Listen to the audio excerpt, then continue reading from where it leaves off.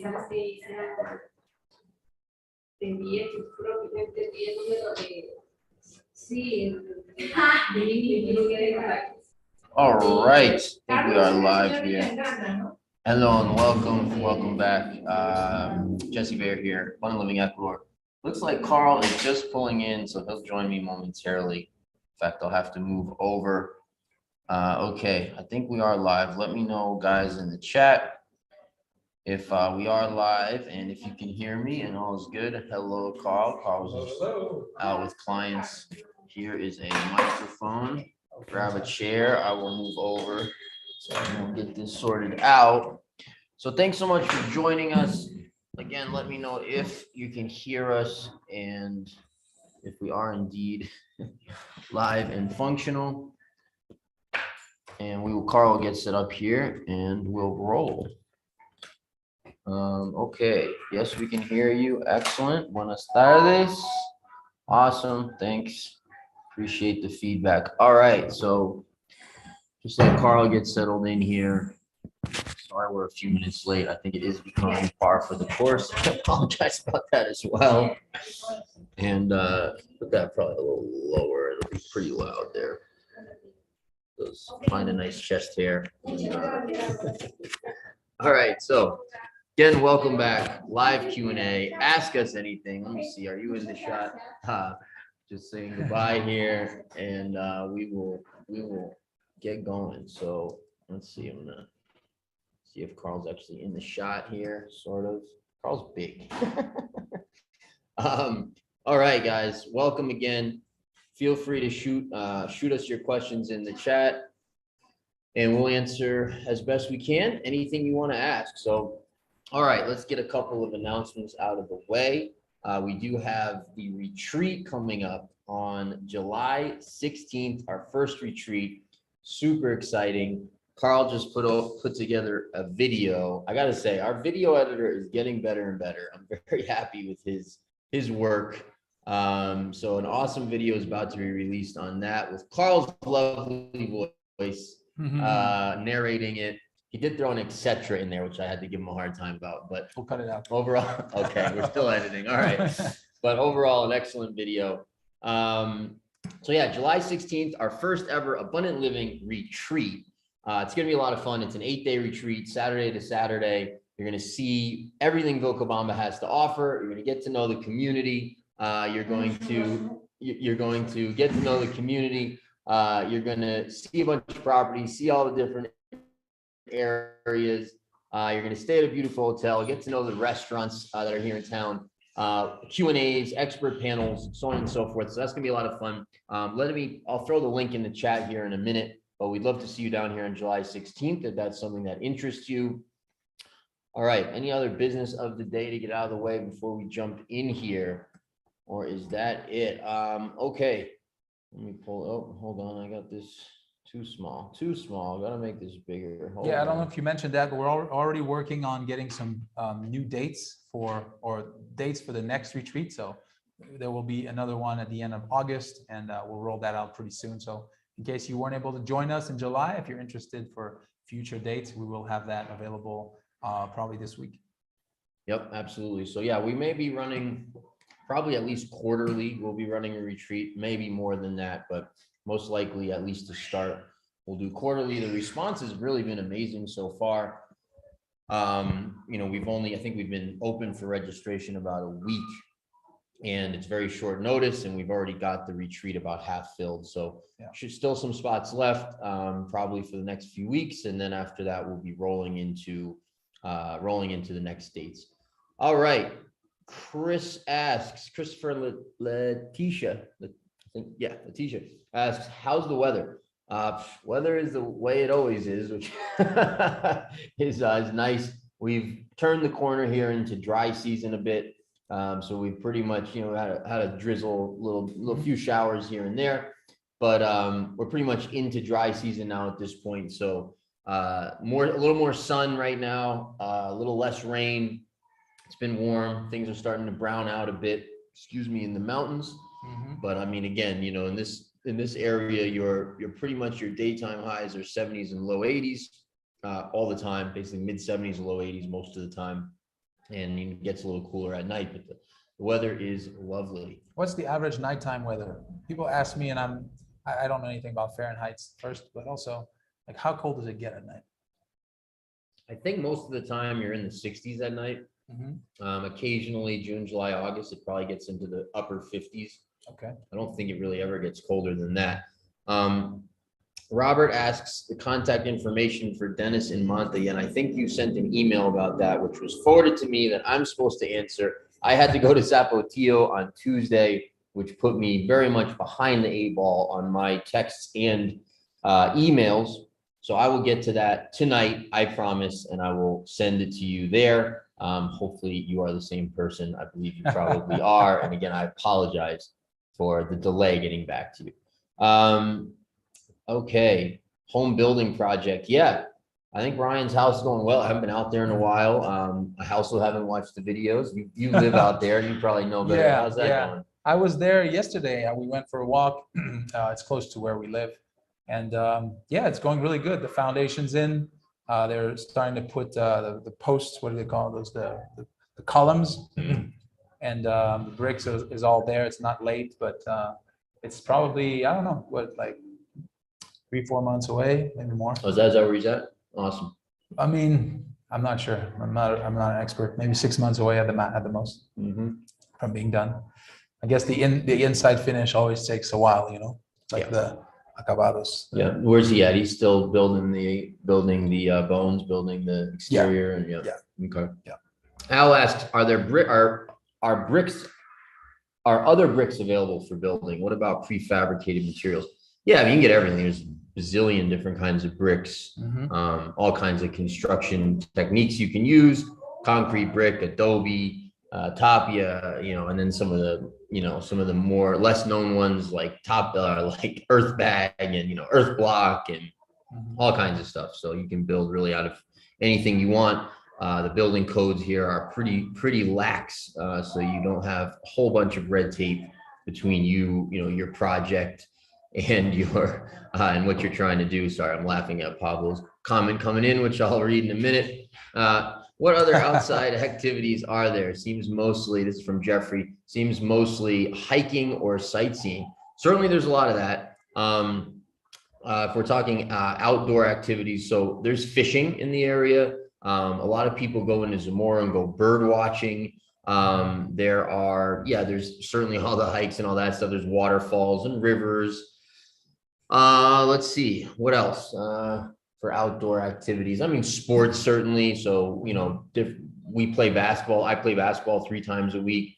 There's ultimate frisbee. There's certainly soccer and volleyball, and there's different exercise groups, and there's bike riding and horseback riding. I'm probably missing a whole bunch of stuff. You're pretty good. That's pretty good. There's some people do, you know, rafting, kayaking. It's not very common. We have a friend that does it, so we get to go out with him, but he's not really offering it as a business yet. But we're working on that. But I mean, if you're a kayaker or a rafter, you could bring your own rafts and go on some of the rivers. Yeah, you mentioned biking, horseback riding. Those are also some cool things to do here. Yep. All right. Oh, Pablo, your message was so good. But before Pablo deleted his message, he said that we're practicing Ecuadorian time, which, yes, you know, me and Carl can be guilty of that from time to time. And, you know, on top of that, there's Ecuadorian time, but there's also Loja time, which is even later. Have you ever heard that? No. And then Vilcabamba is, you know, an extra notch, like, so. No, but they say la tiempo lojano or Loja lojana, like, they're even more late than other places. Yeah, and Loja is definitely, you know, a culture in and of its own here in Ecuador. It's a wonderful culture. It's a very homogeneous, sort of tight-knit culture. Everybody knows everybody, very polite, very formal, very proud, very safe. You know, people are very proud of being Lojano. Arts, you know, they're into art, they're into being very polite, and, you know, it's a great place. Okay, Derek says, my wife couldn't get the time off work in July, but we'll be there 3rd week of June. Awesome. Can't wait to see you. Hope you guys make it down and say hello. Alan asks, how do the locals feel about someone coming in and maybe seeing them as competition of livelihood? Yeah, that's a great question. I mean, obviously I can't speak for, every local, but I can say that in general, people here don't look, first of all, there's not a lot of foreigners in Ecuador. So this isn't one of those places where, there's a massive cultural shift going on because there's so many foreigners. Foreigners are still a bit of a novelty here, not in Vilcabamba, but in most of the country. Foreigners are a bit of a novelty, and Ecuadorians are just very lovely people in general, and they are not judgmental sort of people. So they don't look at most things through the eyes of, I think foreigners, right? Or through the eyes of maybe what we learned from the movies or from some academic institutions who sort of like to categorize everybody and put everybody in camps of classes and cultures and races and all this kind of nonsense. People here are just people. And so, I think in general, foreigners here are not only welcomed and accepted, but we're an interest. They want to get to know us, they want to learn about us, they want to interact with us, they want to know where you're from, they want to understand the different cultures, they want to show off their area and all that kind of stuff. As far as being competition, I don't think that's an issue at all. I think really what happens is that foreigners bring usually a lot of new ideas that locals are really interested in. And then they end up, opening up opportunities for people to learn things that they didn't know before, and then make their own businesses out of it. They, foreigners often create businesses where there's a lot of labor. They also spend a lot in the economy. So in general, I think, that's my take. Yeah, and I think you're probably right about most of it. Of course, there might be some anomalies, people that, resent the foreigners or, competing with them to some extent. But I don't think overall it's happening at all. I would say for us in real estate, we focus more on the foreign market, on with expats wanting to relocate here. So, Well, you do. yeah, I mean, Yeah. in general, as a, abundant living also, the majority of our clients. Yeah, in the last couple of years, it's gone Yeah. that way a bit, mostly because, but yeah, I mean, we do a lot of business with locals, and we're sort of increasing that now, and that in the past, we've done, 50% or more with locals anyway. That's neither here nor there. Yeah. Well, you were in Loja as well. There was definitely more When we were local in business Loja, there exactly, yeah. than here. I would say a lot of people reach out to us because we work with foreigners. They want to work with us because, they think their properties are more geared towards, expats.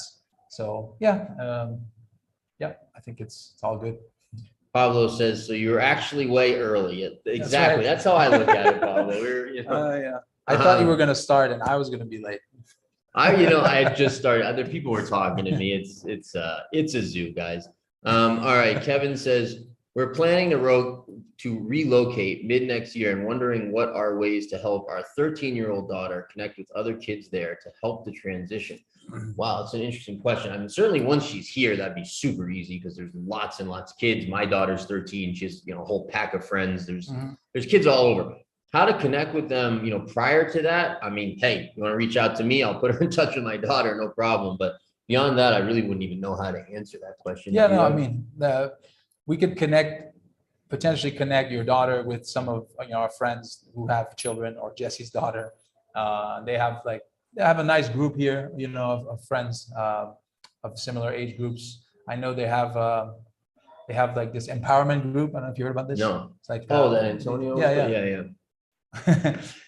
Yeah, maybe I could get you in touch with them, and they could start chatting online and stuff like that, through social media or whatever, WhatsApp. Sure. Okay. What's the average to build a 3-bedroom house, 2-bath, nothing fancy? I assume you mean cost. So at this point, I think comfortably, if we're talking about nice stuff, now you said average, so maybe it could be a little lower, but I think at this point, really, to build something nice, we're talking about really, guys, and I just had a weird thing happen here on Zoom. So let me know that you're still hearing us and that we're still logged on here. But I think at this point, because we've had a bit of an increase here due to some what's going on in the supply chain internationally, we've had We've had a little bit of increase in certain prices, basically for certain materials that are imported. So at this point, sorry guys, I'm halfway distracted here because I'm trying to put a password in. Something strange just happened.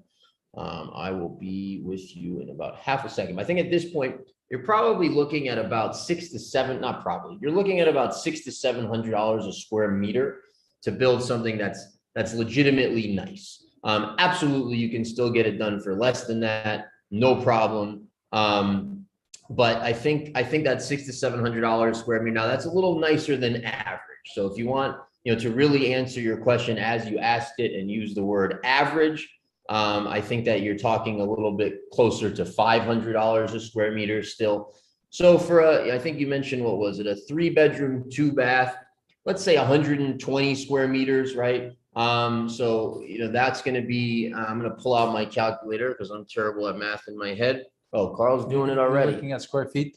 No, I was just getting, well, that's great too. But so 120 square meters, let's say at $600 a square meter, 72 grand on that build. That's a comfortable, not a huge, but comfortable 3-bedroom, 2-bath house. If you want to translate that to square feet, what was it, 10.76? Almost 1,300 square So feet. almost 1,300 square feet. That's at $600. You could do it at $700 square meter, be a little nicer. You could do a $500 square meter, be a little, not quite as nice, but that's a good range, a very comfortable range where you can build nice stuff. All right, where are we at here? Right here. You see any chemtrails in the sky in Ecuador? In Ecuador, yes. In this area, almost never. On the coast, yes, you see them on the coast for sure. Up in Quito, I've seen them. I saw one here the other day, which was surprising because you don't see them here. But any other thoughts on that? No, yeah, I agree with you. There's very little air traffic here, so you don't see planes very often anyways. But yeah, once in a while you'll see a few lines in the sky, very rare. We notice them because they're occasional. Yeah. All right. Joshua says, since cash is used for most transactions locally, should I bring lots of 10s, 5s, and 1s? Yes. Prior to coming to Ecuador, dollar coins, do ATMs in Vilca dispense smaller bills? I mean, Carl says yes, sure, but like no one has an issue here with a $20 bill. There's definitely some stores that just randomly just don't have change. So that is something like common in Ecuador. In the States, it's like you go to the bank in the morning and you get your change. They don't do that here. So you walk into a store, you want to pay for something that's, 50 cents and you only have a 20, they're definitely going to look at you like, seriously, and then they're going to have to run around. Sometimes they'd have to run around like to the other stores and ask for change and do it that way. So sure, small bills, bring some small bills. Sure. I mean, for me, as I live here, I spend money all the time. Like, it's valuable to have coins and $5 bills. Sometimes like you'll only have a 20 and they won't have change.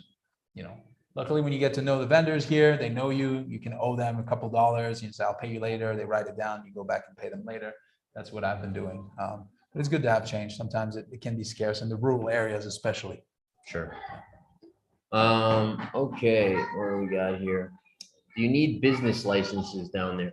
Yeah. To open a business, there is a process. For most businesses, that process is one day. But depending on the business, there could be some additional things. And then, of course, there's the whole legal side if you want to open a corporation and do a structure and all that, but that's obviously not what you're asking.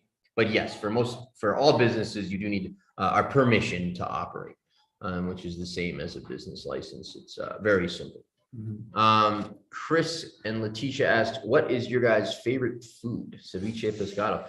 Well, Carl, I can't get to take a vacation to any, I've been trying to get Carl to take a vacation. Man likes to work. I don't know what you want. I don't know what to tell you, but I go to the coast quite a bit, and ceviche pescado is insanely good when it's done well. I don't know, man, what's your favorite food? That's a good question. I'm not that savvy with Ecuadorian food, I have to say. I've lived mostly in Vilcabamba, I've mostly eaten like international restaurant. All right, Carl, yeah. Go ahead. Yeah, I would know what to say. There's some really good trout restaurants out here. I love to have the local fresh river trout. out here. I haven't tried ceviche, like honestly. Dude, you see, I knew I had a feeling. Yeah, so we're in the food in Ecuador is really interesting. I wouldn't personally say that the food here is exceptional in general. That being said, there's certainly great places to eat and great dishes and really well-known dishes that people love. The mountains, for me, the food is just not as good as it is on the coast. The food on the coast is significantly better, in my opinion. It's more flavorful. They like hot sauce on the coast. They tend to just cook the things, I think, better, more to perfection. I actually think if I were to rank it, I would go coast 1, Amazonian region 2, mountains 3, as far as the food in Ecuador. On the coast, you get some really, really amazingly delicious dishes. Ceviche is certainly one of them. There's a soup called encebollado that is just incredibly good. In the mountains, it's terrible. Like you can't eat it here, but at certain places on the coast, it is really, really amazing. Those are some of my favorites. You get all the fried fish and all the seafood and the different, seafood soups and all that kind of stuff, which is also phenomenal on the coast. In the mountains, I'm a big fan of, now I'm going to forget the name of it. It's going to come to me in a minute, but there's a soup that has, well, usually they make it with pork. I get it. I only like it with the beef, but it's got beef and carrots and plantain and different vegetables. And it's really good. The name is just escaping me right now. That's one of my favorites. In the different regions have different specialties. Like if you go to certain parts of Zamora, they eat frogs legs, right? If you go down to Zumba, they have what's called culones, which are these gigantic ants that come out once a year, and everyone goes hunting for them, and they sell for like $30 a pound, and they export them in the whole nine. They have a big ant statue up in the town in Zumba. You go to other places, they're smoking meats, very thin pieces of meat above these smokers, where just open air smokers, you can just see it. That's really cool. Different towns have different, specialties and things like that. You go to like some of the indigenous towns, they'll do a whole different styles of food. You get you can see how good I am with names. Maybe Carl will know, but there's a dish that the Saraguros do where it's like cornmeal or wheat with a cheese on the inside, and they're always cooking them on the grill and selling them on the side of the road or whatever. You get a lot of people here do a lot of empanadas and all that kind of stuff. So there's all kinds of stuff. Okay, what else we got here? Pablo asks, what does it mean when we hear that Loja is the music capital for Ecuador? Yeah, it's a great question. So traditionally, Loja, families in Loja, Lojanos, they value arts and music. And so their kids usually learn arts and music. So I think that's probably most of what it means. Certainly some of the musicians and artists that have gotten famous have come out of Loja, so there's that as well. But it's just sort of culturally, they value the arts and music. And I think that's really probably its best definition. Yeah, I mean, there's a really good orchestra in Loja. I hear all students have to learn an instrument, basically. In school? Yeah, in school. So that's probably one of the reasons. There's an art museum. Have you been there? It talks about all the different artists that came out of Loja. A few of them, actually, yeah. It's more classical music in a way, maybe. Nowadays, probably there's also modern. No, there's some pretty famous musicians, I think, for Latin jazz and for, I want to say, I don't really know, but there's quite a few musicians that have gotten famous, pop as well, pop musicians that have gotten famous from Loja. All right, Robert asks, do you need a license to go fishing? No, you do not. To my knowledge, that does not exist here that I am aware of. All right, guys, let me know if you guys have any other questions here in the chat. We'll go for a few more minutes if there's anything more to ask. Again, we'd love to see you down here on July 16th for our first ever Abundant Living retreat. It's really going to be a lot of fun. Again, we're going to really give people a great sense of the area, the community, the do's and don'ts, really all the actual inside info, right, that's been built up over decades, if you include all of us, you know, of experience here in the country, all the contacts, all the resources, so on and so forth, the Q&As, the live panels, the on the ground integration, and a lot of just time to relax, time to see the sights and sounds, adventures. There's a health day where you're gonna check out all the natural health or not all, but a few of the natural health practitioners here in Vilcabamba. So that's going to be a lot of fun. So again, July 16th, let me actually take the time right now to grab that link and throw it in the chat. Or actually, maybe Carl will, oh no, here it is. I got it right here. Look at that. Once in a while things go like that.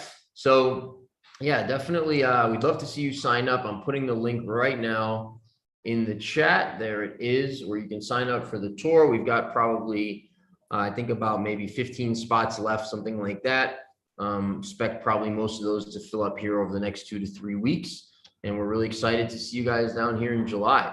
One other thing I'll mention is that we do continue to interview people for various roles, particularly salesman is really interesting to us right now. But if you think we're a good fit culturally and otherwise, if you're a person of integrity and are interested in working and living here, we would love to, we'd love to chat with you about a potential role. Okay, let's see. Robert says Mustafa is finally coming to see you guys. All right, we will welcome Mustafa. I think there's a question. There's a question mark. I don't think Mustafa's made it here yet, but I'm in touch with him. Oh, you are? He was coming down sometime soon. Yeah. Yeah, cool. Robert, we want to see you here soon too, Robert. I think you're coming down sometimes this summer. Is that right? Excellent. All right. Edwin Aguilar asks, have you tried Finesca? If yes, how was it?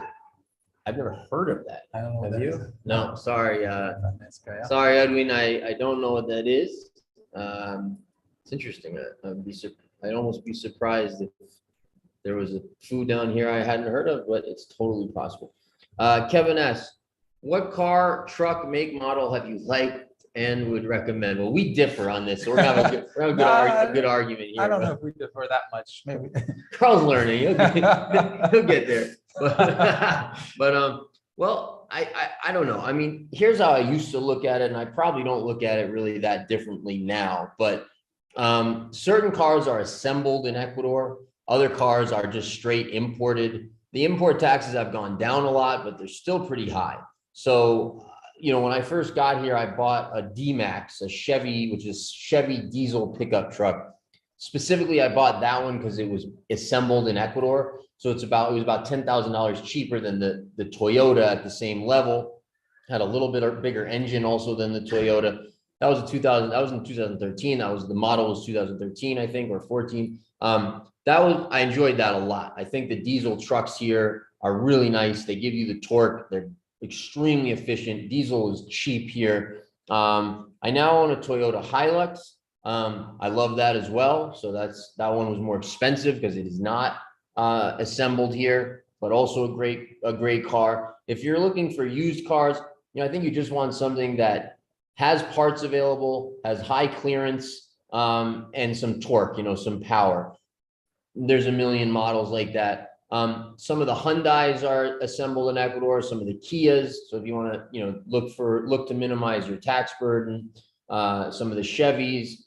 There's a whole bunch of Chinese cars now that I wouldn't touch with a 10-foot pole, but I got all kinds of friends who are buying them and things like that. We'll see how that works out for them. I don't know, but I don't know. What are your thoughts? No, I agree with you. Actually, I agree. The Chevy D-Max is actually Isuzu. Same thing with the Chevrolet Vitaras and the Suzukis. They have these Isuzu engines. I don't know what the branding are different in Ecuador. They brand cars different ways, but they're Japanese basically. Yeah, I have a Chevrolet. I have a Suzuki Grand Vitara SZ 4x4 V6. So it's like it's the better model of those. They're 4x4.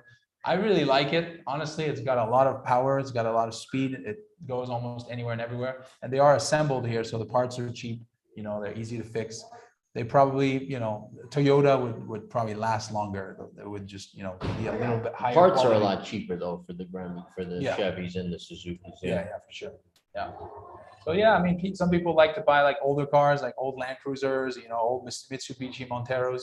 They're a little older, but they're really tough, cars. The Toyota Prado is another one that's very good, sturdy. They're usually older, like 2000 and between 2000 2005 or something. Yeah, those are probably the most, out in this country, out in the countryside for sure. You want to have like a 4x4 off-road with a lot of clearance. Yeah. Mhm. Yeah, the used cars here retain their value much better than back home. So that's another factor to consider. Auto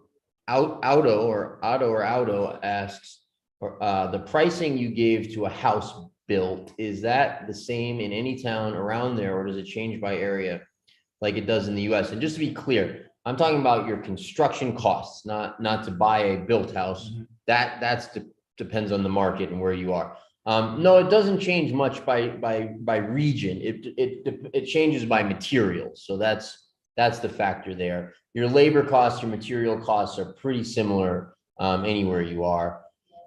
There's some areas, of course, where certain things are going to be more common than others, and they might be a little cheaper, but it's not something that really factors in. Amelia says that is the special dish Ecuadorians eat for Easter. Interesting. Francesa or something it was. Fanesca. Fanesca. All right, cool. Awesome. Easter. So I'm thinking in Loja, is Easter when they do the morocho y whatever it is, the drink plus the morocho? That must be Good Friday or something. Actually, maybe it is. Good Friday and Easter is right about the same time. I'm not sure. Yeah. All right. Cool. It's I think I heard about Fanesca. Now we got another definition. Edwin says it's a traditional soup only served during Lent. All right. I haven't come across it in Loja, so which is surprising. I don't know. Maybe it's regional. We'll see. I don't know. All right. Kara says, Fanesca. Oh, we got all kinds of Fanesca definitions here. Fanesca is served here in the Northern Highlands. I think it is regional. At Pascual, it is a soup that contains many grains, beans, etc. Cool. I mean, I've eaten a lot of soups like that. I think it must have a different name in this region because I've never come across that. And I've never spent much time up north at all. Joshua Canal says, the cost to build a house in more remote areas much higher than closer to town. No, slightly higher, not much higher. The only caveat to that is if there's no road access and you're having to deal with like donkeys, and then that'll drive your costs up. But yeah. Okay, JD asks, you haven't heard of Fanesca? We're still doing Fanesca after so many years in Ecuador. I'm very sorry, JD. It's a traditional dish, time soup, so exclusively during Semana Santa. Cool. Yeah, I'm pretty sure they're calling it something else in this region, but could be wrong. Christopher and Letitia says, I'll give you guys a ride in my Bentley. Just kidding. I have never seen a Bentley in Ecuador. Me neither. Personally. No, there's very few, if there are any. Yeah, if there's any. I mean, they have a steep luxury tax here on cars. So when cars, the more luxurious a car, the taxes get increasingly expensive quickly. So, oh my gosh, we're still talking. All right. We're clueless. I've heard the name, recently it was Easter not too long ago, and our cleaning lady mentioned they were going to eat Fanesca, but I didn't. You heard of it? Yeah. Oh, okay. I just remembered now, but yeah. Cool. All right. Pablo says, Fanesca is German for a whale's. I don't know what, but I'm sure it's funny. Nathan M says, hey guys, love the videos. Can you please address the hype around home invasions in the Vilcabamba area that are mostly unsolved? Love the area, but want some reassurance. Cool, happy to. Yeah, so look, we're in the world. Things happen. So, there's nowhere in the world that has zero crime. But this area for crime is essentially zero. This is not a place you have to live and be fearful at all about anything. Now, over the years, has there been a handful of home invasions that got a lot of hype on the internet? Yes, there have. I'm familiar with the story of every single one of them, right? That's how infrequently they've happened over the 9 years that I've been here. I know every person that it happened to.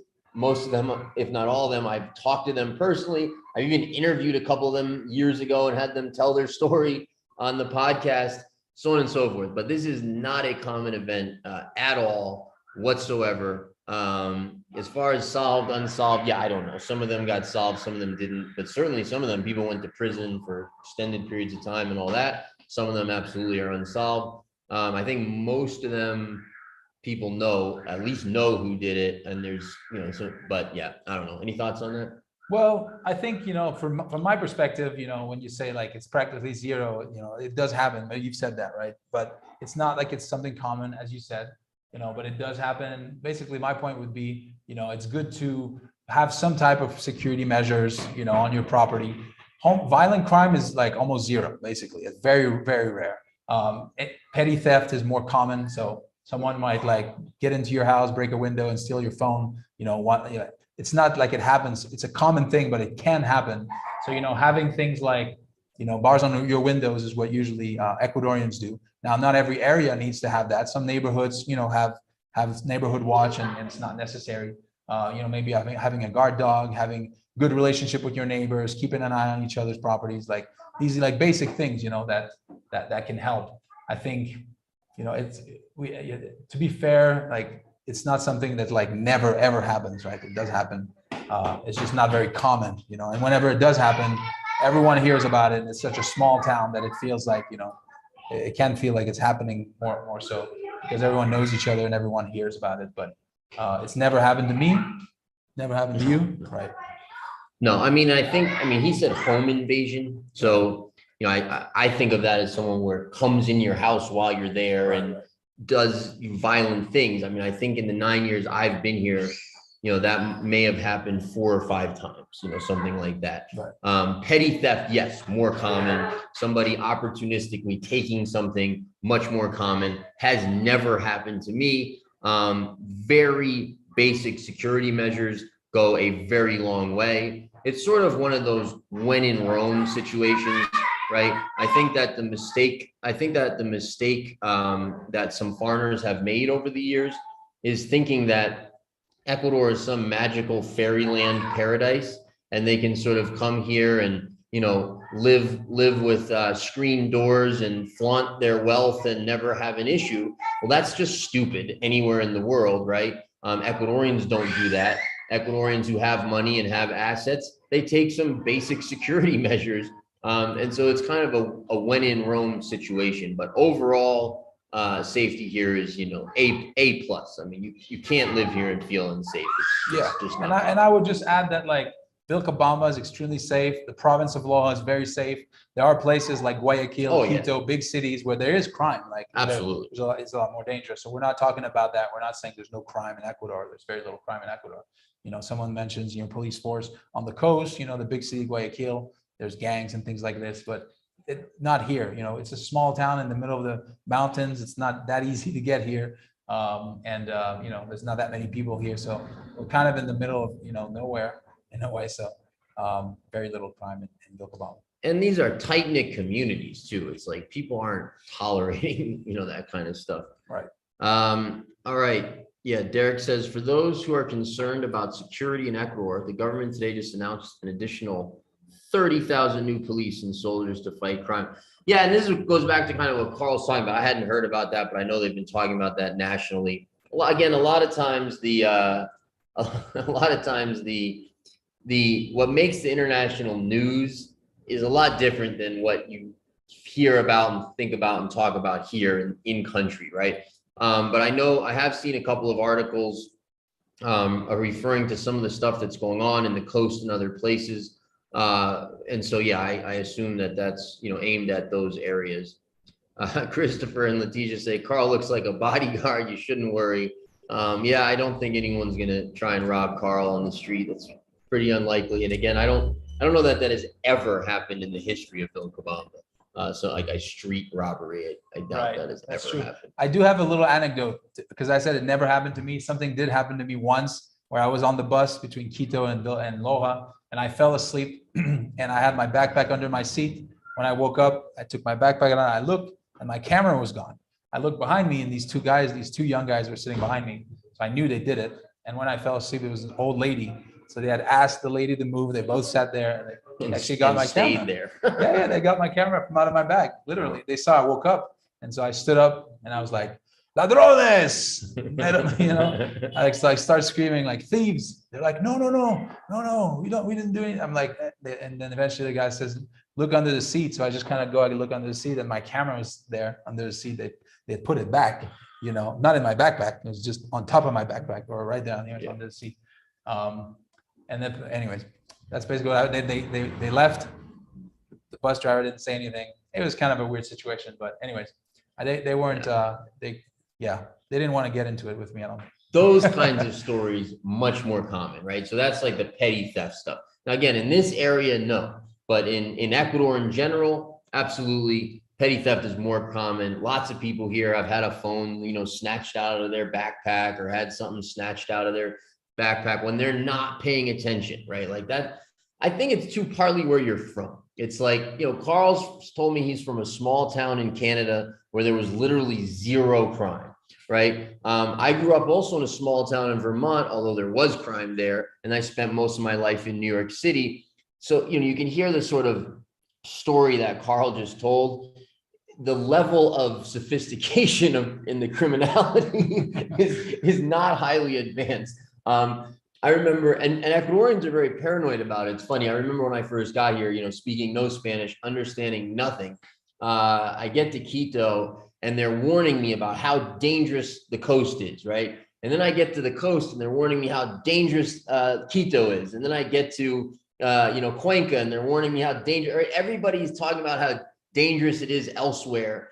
And, but again, coming from New York, having a little bit of street smarts, the sophistication here in the crime is not high. I mean, at all. For me, it's like a joke that those things could happen to anybody because you'd have to be so unaware, you know, to be a victim of a crime here because there's no sophistication whatsoever to the scams. For example, like in New York, there's scams for real, like where they can get you on stuff and you end up, you know, in some sort of scam. But if you're from anywhere where that goes on at all, they're going to be so easy to identify here because they're very simple. It's basically like, please, no, but please, you know, that's like almost a scam, right? Like, no, but give me $1, please. Right. So anyways, yeah. Okay. I mean, my wife had one time and I said to her, they didn't steal it. You gave it to them. You know, one time she was a little absent-minded while she was pregnant. Yeah. You know, she had the kind of pregnancy brain thing going. And she left her window open in her car while she went into a store and came back and her phone was gone out of the car. That can happen. But I mean, she left her window open, like wide open with her phone sitting out visible. You know, that wasn't stolen. She gave it to them. I could say, I mean, I parked a car in front of the office here, but a lot of times I leave my windows open and I've never had anything stolen. You know, Vilcabamba is very safe. It's a small town. You know, people keep watch on each other's stuff. Like really, you know, your neighbors are your best friends. You know, your neighbors. Absolutely. If there's there's a lot of neighborhood watches here. Almost every neighborhood has a WhatsApp group and people are in touch. And it's like anytime there's suspicious activity, hey, somebody's driving up that street, like, you know, that's going on. So some neighborhoods have walkie-talkie systems. So yeah, if you become part of the community, you'll get, you know, hooked into the neighborhood watches, and you know, it's very helpful, like community members here. Yep. Okay. Edwin asks, keeping to the food theme, what's the most unusual thing you've eaten? For me, it would be the frog's legs. I did have that once in Zamora, in the province of Zamora. Tastes literally almost identical to chicken. I have not eaten the cuy, which is guinea pig. That's pretty common in the mountains. Yeah, I had guinea pigs as pets as a kid. So I can't wrap my mind around that. What about you? I can't think of anything. I haven't tried the cuy. I haven't tried the frog legs or the ants. Yeah, there's a bunch of weird fruits and vegetables that you've never seen or heard about. Like honestly, there's a list of them that you can try. Noni, have you ever tried noni? You know, Yeah, noni yeah, is? sure. That's a weird fruit, man. Yeah. Weird tasting fruit. It tastes terrible, but they normally put it in something and sweeten it Right. with other fruits or whatever. But Yeah. it's that's a superfood that fights cancer and Oh, it's all great. kinds of other stuff. There's a juice bar right next door here, the juice factory. They have a drink called the Noni Nirvana. Yep. It's actually super tasty. I have it Like, all I the time. Yeah. There's noni in it. It does add like a nice flavor to it. A tang. It A little adds like all right. Nathan says, any inflation in food or rent lately? Definitely not rent, at least in this region. Food also no, however, locally. But if you go to Supermaxi, you'll notice that stuff that's imported has gone up a lot. So, you know, olive oil has increased a lot. Wheat has increased a lot. Various food items at the supermarket have definitely gone up in cost that are imported. Here locally, the stuff that's produced here locally has not. Amelia, I live in NYC and crime and scams are a daily occurrence. Right, exactly. I lived there for many years. Even though statistically New York is a very low crime city per capita, much lower than many other cities in the US, but it's an 8 million person city and yeah, stuff goes on there.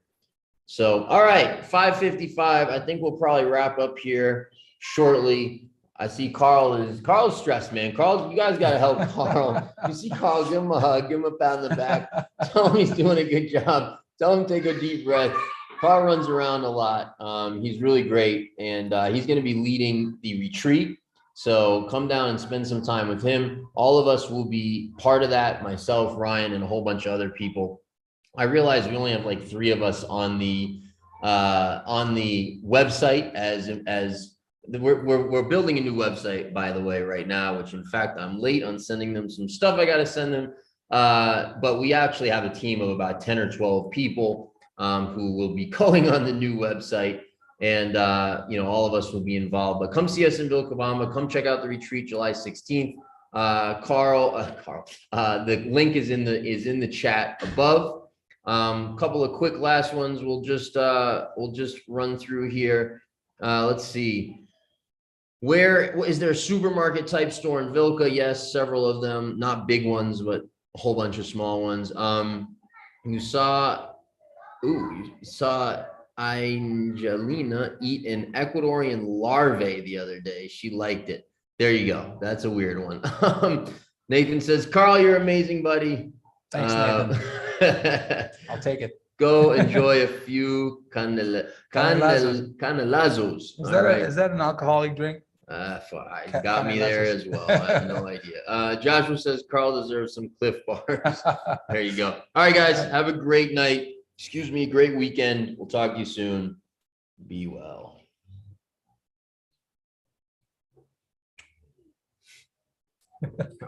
Shit show.